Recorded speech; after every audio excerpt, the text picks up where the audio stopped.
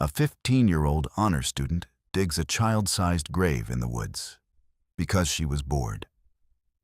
Then she takes her 9-year-old neighbor into those same woods and comes back alone. St. Martin's, Missouri, 2009.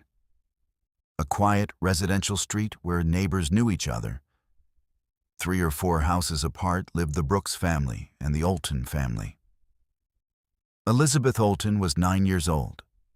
She would walk down to the Brooks home to play with Emma, the younger sister of 15-year-old Alyssa Bamante. The Brooks grandparents had raised Alyssa and her siblings after their birth mother struggled with addiction. By all outward appearances, the arrangement brought stability. Alyssa tested into gifted programs at school. She won an award for helping younger children. No one on that street had any reason to be afraid of what was coming. Wednesday, October 21st, 2009 began like any other autumn day. Alyssa came home from school around 3:30 p.m. Elizabeth was outside her own home, 3 doors down. That evening, the Brooks family had a church activity. The grandmother was preparing treats. Alyssa asked if Elizabeth could come over. Her grandmother said no because it was already 4:30 and they needed to leave soon. Alyssa returned minutes later with a different request. Could she and Emma just go into the forest for a little while? 60 acres of woods sat behind the house. The grandmother agreed. At 5 p.m., Alyssa left the house with her 9-year-old sister Emma. Elizabeth Olton joined them outside. The 3 walked toward the tree line. But within minutes, Alyssa told Emma to go home. She later explained this by saying Emma was annoying. That left Alyssa alone in the woods with Elizabeth. At 6 p.m., the grandmother heard the front door slam open. Alyssa ran up the stairs loudly, which her grandmother said was unusual behavior for her.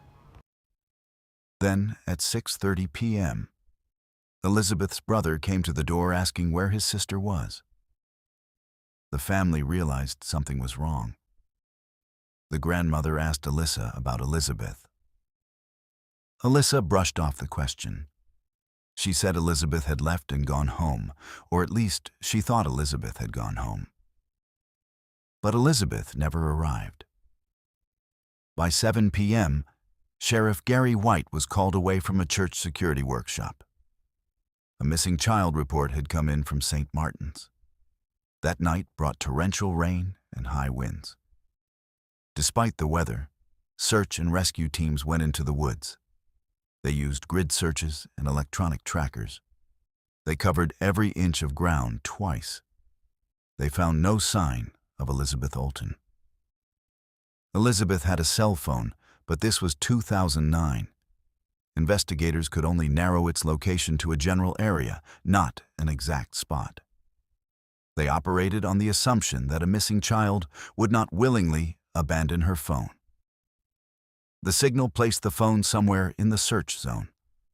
Teams kept tracking it until the battery died. By morning, the search had grown to include 300 volunteers. The Missouri State Highway Patrol set up checkpoints on the road. They stopped every vehicle. But the woods gave up nothing. The Olton family waited for news that would not come quickly. Investigators turned their attention to the last person who had seen Elizabeth alive. Alyssa Bamante, 15 years old, honor student, church attendee. The FBI evidence recovery team searched the Brooks home. Behind Alyssa's bedroom door, they found disturbing writing on the wall. The sheriff later said it reflected the worst of society, not the best. Then they found her journal.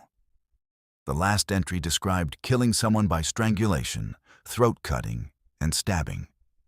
It ended with the words, "Okay, I gotta go to church now. LOL."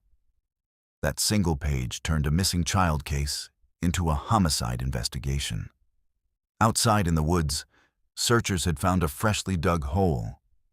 It was perfectly rectangular, 3 feet wide, 4.5 to 5 feet long, the exact size of a small grave. The sheriff said that was the kind of hole investigators typically find when a body is buried underneath. When questioned, Alyssa said she dug it because she was bored. She said she had dug holes before for dead cats. But investigators noticed a critical detail. The hole had been dug before Wednesday, before Elizabeth disappeared, before Alyssa even walked her into those woods. During interrogation, Alyssa changed her story multiple times. First, Elizabeth fell and died by accident. Then, Alyssa cut her throat. Then she burned the body. Then she admitted to strangulation. Then she led investigators to a shallow grave covered with leaves. The autopsy later confirmed strangulation marks, a slashed throat, and stab wounds. The sheriff described the method of death as demonstrating violence and anger. When detectives asked if she had planned to kill Elizabeth, Alyssa finally said yes. She had taken a kitchen knife from the sink. She had hidden it. She had brought Elizabeth into the woods alone. Alyssa's history included instability, multiple school moves, and a mother who abandoned the family. After that abandonment, Alyssa attempted suicide and was hospitalized. A doctor prescribed Prozac at 20 milligrams, an adult dose for a girl weighing 110 pounds. Her grandfather said the medication made her wild. But the evidence showed premeditation. The grave was dug before the murder. The knife was taken beforehand. In 2012, Alyssa pleaded guilty to second-degree murder and armed criminal action. She was sentenced to life in prison with the possibility of parole, plus 30 years. In 2024, Missouri Governor Mike Parson signed Senate Bill 754.